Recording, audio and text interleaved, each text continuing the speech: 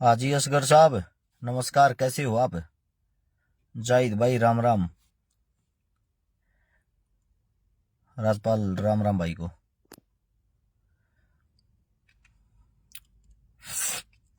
आप सभी साथियों को रस चिकारा की तरफ से हाथ जोड़कर राम राम।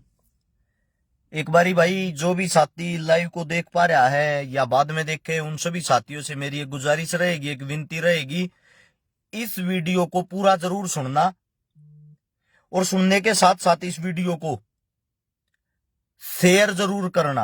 आप सभी साथियों से गुजारिश है।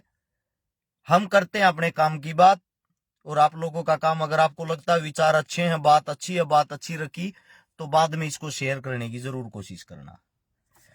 देखो भाई, सभी साथियों को पता है अपना जो हिंदुस्तान है, हिंदुस्तान के अंदर इस वक्त आम आदमी जो होता है, गरीब आदमी जो होता है, उधर रोजगार का, कमाण का, खान का कोई साधन नहीं है। सभी को पता है इस बात का।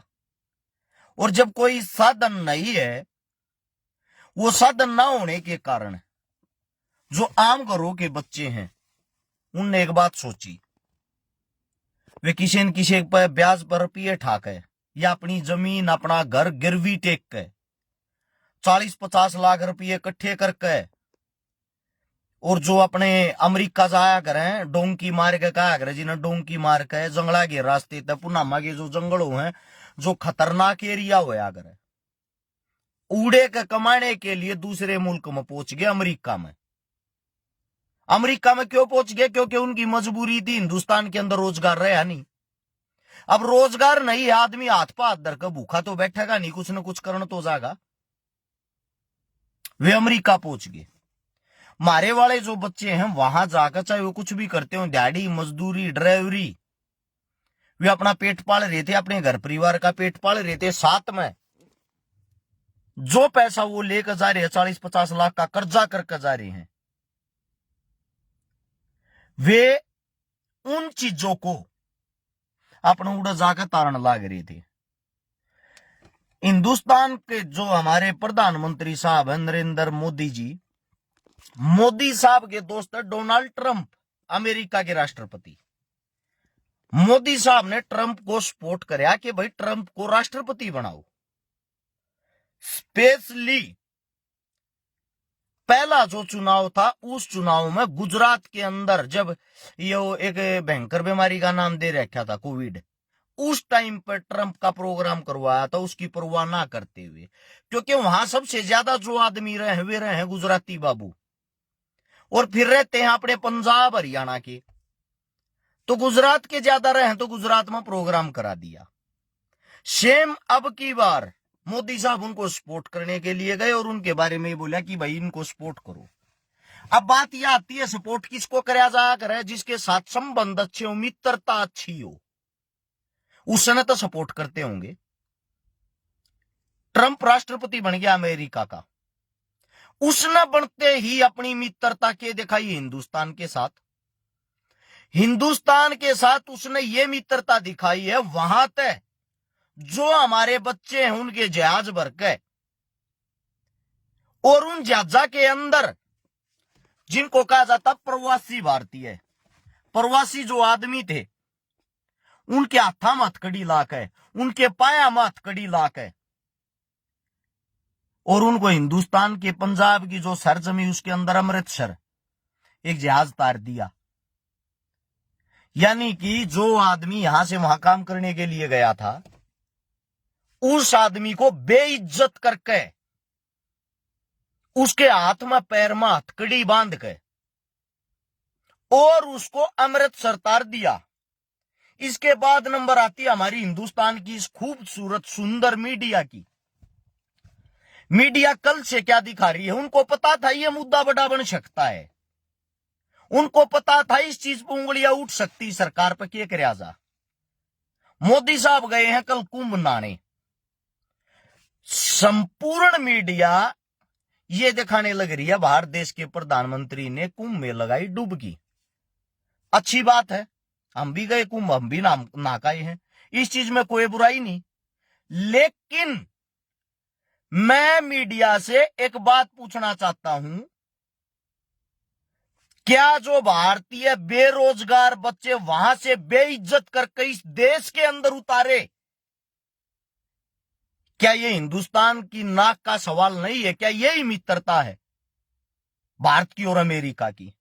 आप लोगों को बता देता हूं, अगर यही बात आप बीजेपी वाले कार्यकर्ताओं से करेंगे तो उनका कहना है कि भाई हर एक देश में तारे के हिंदुस्तान का अकेले का तारे आजाद।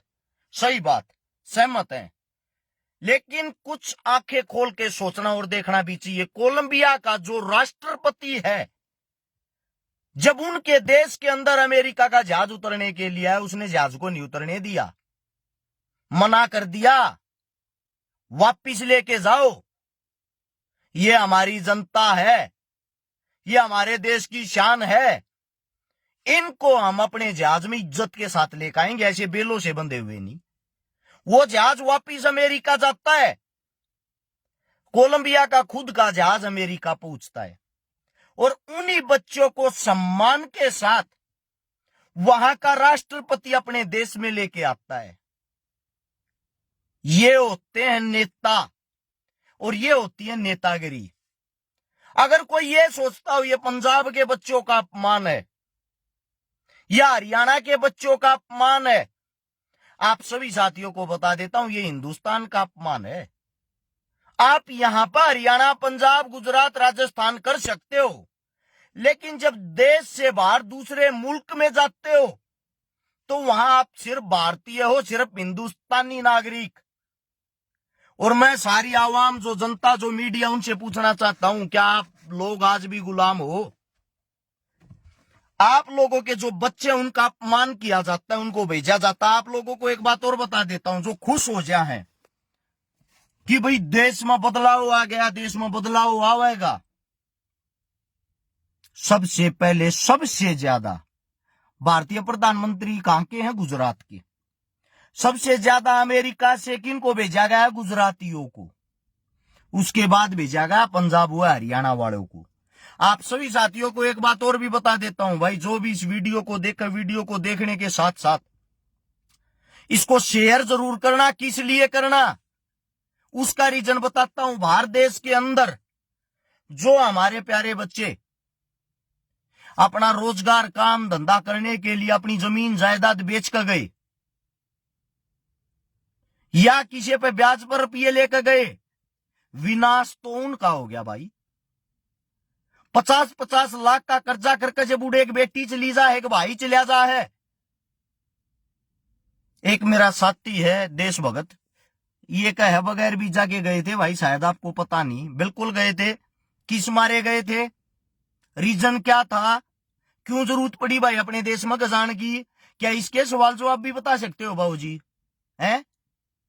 यहां रोजगार ही नहीं होगा, आदमी भूखा क्यों कर मरेगा? क्या मत तो करेगा? अब सब सरकार के तलवे चाटू तो है नहीं कि तलवे चाट के गुजारा कर लेंगे। बाबूजी कुछ बातों को समझने की बहुत ही ज्यादा जरूरत होती है। उन बातों को समझने की कोशिश करो। देश गड्ढे में गिरता जा रहा है और आप लोग ये पार्टियों के झंडे उठा रहे हो। हकीकत बातें मानता हूं कड़वी लगती हैं।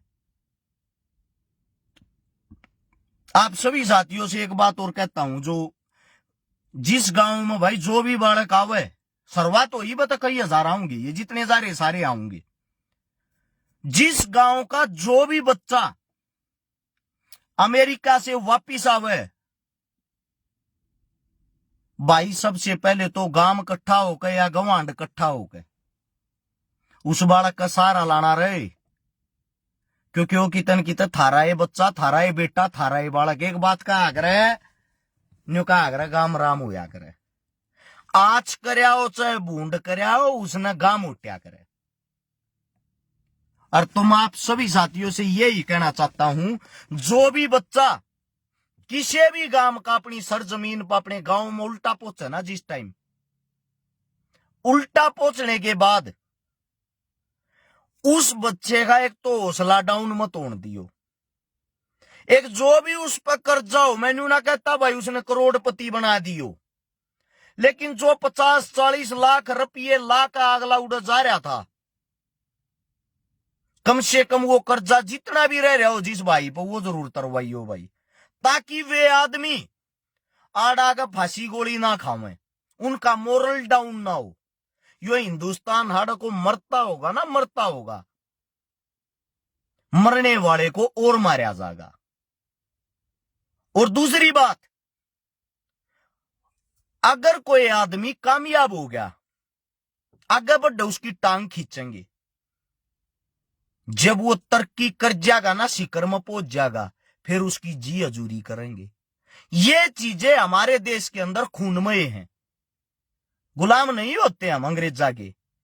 मात्र 1,04,05,000 आदमी आगे हमारे 40 करोड़ आदमी आप अगर राज कर गए, उसका रीजन ही यही था। जब बंगाल के साइड से हमारे सबसे पहले राजा को बंदी बनाया गया, अंग्रेजों का कहना था कि हमारी संख्या मात्र 5,000 थी, हम 5,000 आदमी एक राजा को बंदी बना के, गुलाम बना के चौराहे के बीच तक जुलूस निकालना थी।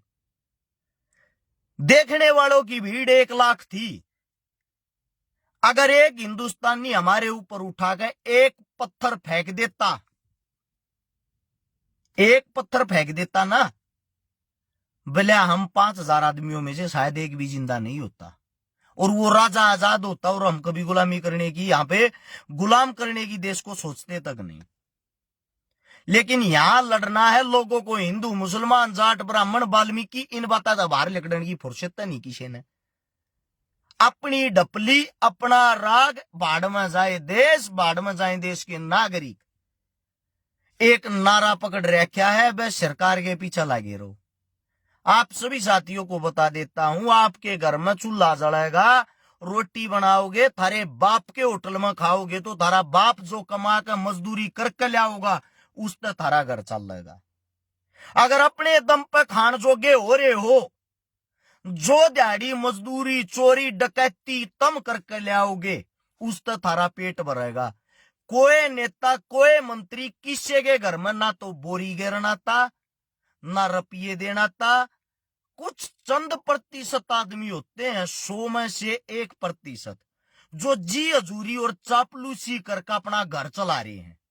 अगर उससे लाइन में लागना है तो भाई देश का विनाश थारे सामने है। जो ये भारत ऐसे बंदी बना के लाए गए हैं, क्या उनको इज्जत नहीं है? क्या उनका कोई मान सम्मान नहीं है? क्या वे बेटे कोई बलात्कार जैसा अपराध करके आए हैं या मर्डर करके आए हैं? सोचने की बात है। देश के अंदर बेरोजगारी थी, पढ़े लिखे आदमियों को तो ये कहते हैं पकोड़े तलो।